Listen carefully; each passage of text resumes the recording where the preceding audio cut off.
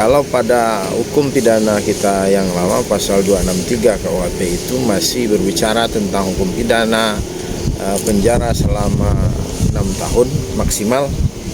Ini bukan vonis ya, perlu kita garis bawahi atau sobat-sobat sekalian ketahui bahwa itu adalah ancaman hukuman maksimal, maksudnya ancaman hukuman paling tinggi yang akan diterima oleh si pelanggar pasal tersebut, bukan vonis yang dijatuhkan.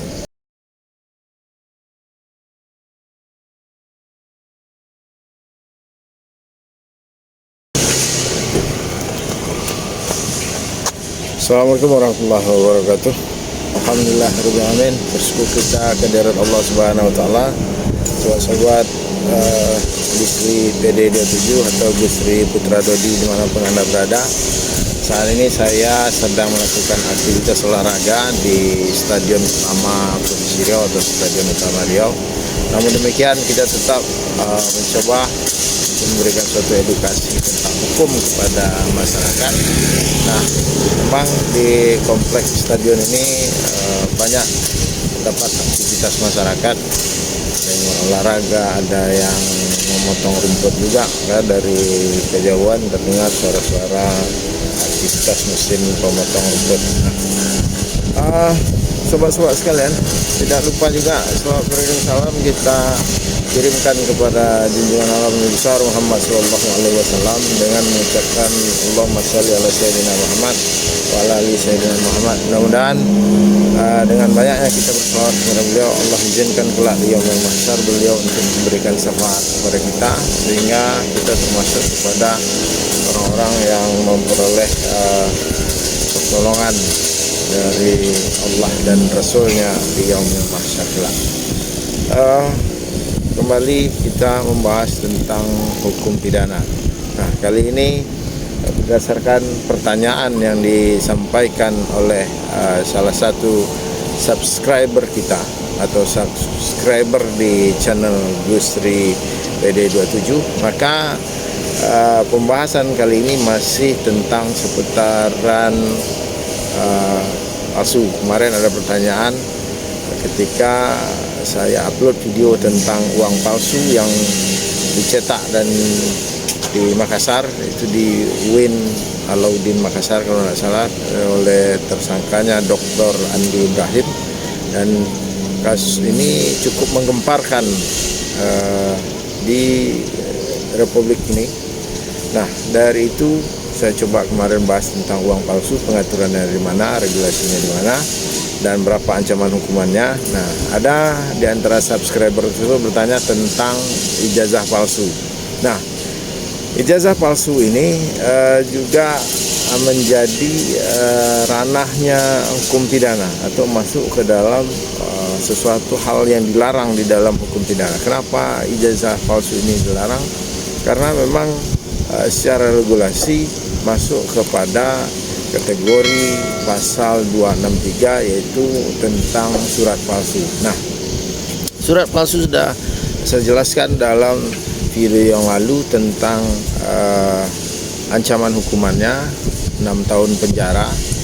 Tapi pada KUHP yang baru nanti akan ada tambah dengan akumulasi denda atau pidana tambahan, sehingga kalau pada hukum pidana kita yang lama pasal 263 KUHP itu masih berbicara tentang hukum pidana penjara selama 6 tahun maksimal.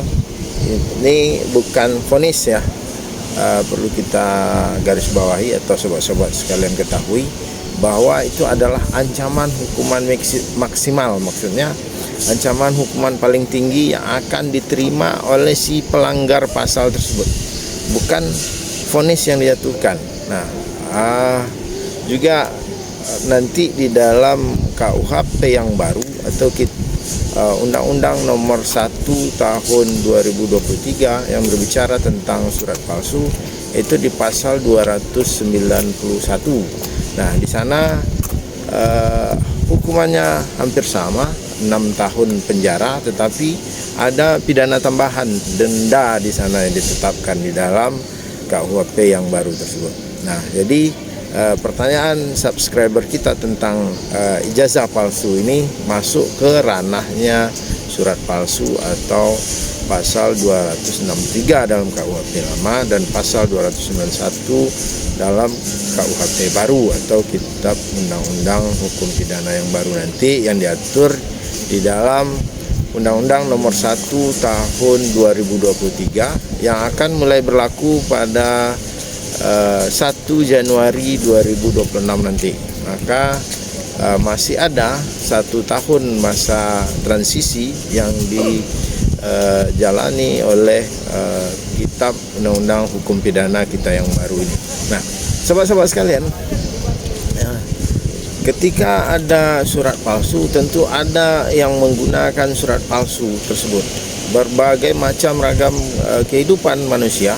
Maka ijazah palsu ini sebenarnya bisa menjadi komoditi politik yang terjadi beberapa waktu yang lalu. Di Riau bahkan dulu pernah terjadi seorang calon bupati yang maju menggunakan ijazah palsu, akhirnya divonis penjara, pencalonannya dibatalkan dan tidak jadi ikut dalam kontestasi politik. Nah, sebenarnya masalah ijazah palsu ini juga kemarin ramai dibicarakan ketika Presiden kita, mantan Presiden Jokowi ini dinyatakan memiliki ijazah palsu dari Universitas Gadjah Mada. Nah, hal ini masih bergulir di pengadilan karena ada beberapa pihak yang mengajukan gugatan tentang ijazah palsu yang digunakan atau yang dimiliki oleh mantan Presiden Jokowi, tetapi sampai saat ini belum ada suatu kepastian hukum tentang apakah ijazah yang dimiliki oleh mantan Presiden Jokowi itu palsu atau tidak. Nah, dari sisi ancaman hukuman, si pembuat ijazah palsu dan orang yang menggunakan ijazah palsu ini juga terancam hukuman pidana yang sama, yaitu di pasal 263 ayat 2. Nah, di dalam pasal 263 ayat 2 ini yang menggunakan surat palsu ini juga masuk sebagai pelaku tindak pidana dan memiliki ancaman hukuman yang sama. Nah, begitu juga di dalam KUHP yang baru atau Undang-Undang Nomor 1 Tahun 2023 yang saya jelaskan tadi, si pengguna surat palsu ini juga masuk kepada ranah hukum pidana dan dia sebagai seorang pelaku kejahatan.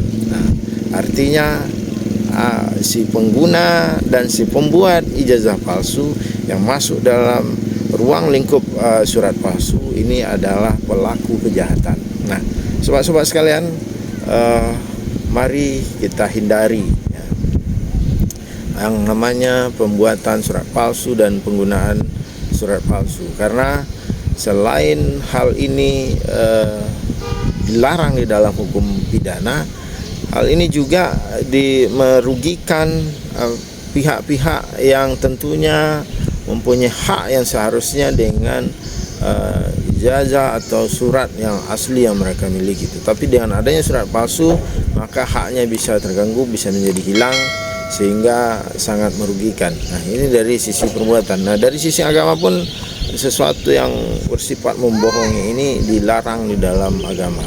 Nah, sobat-sobat sekalian, kembali saya tegaskan bahwa ijazah palsu itu adalah masuk dalam ranahnya atau ruang lingkupnya surat palsu. Mudah-mudahan video singkat di sela-sela aktivitas olahraga ini bisa memberikan manfaat untuk sobat-sobat sekalian dimanapun berada tentang surat palsu. Share video ini jika menurut sobat-sobat sekalian memiliki manfaat untuk pencerahan atau edukasi hukum, sehingga makin banyak masyarakat kita atau warga negara Republik Indonesia ini yang sadar hukum, yang mempunyai kepedulian terhadap hukum, sehingga mudah-mudahan bisa meningkatkan ketaatan masyarakat kita, kepedulian masyarakat kita terhadap sesama warga negara Republik Indonesia, sehingga tidak mendatangkan kerugian bagi orang lain dalam perbuatan apapun. Demikian sobat-sobat sekalian, selamat pagi, selamat beraktivitas. Assalamualaikum warahmatullahi wabarakatuh.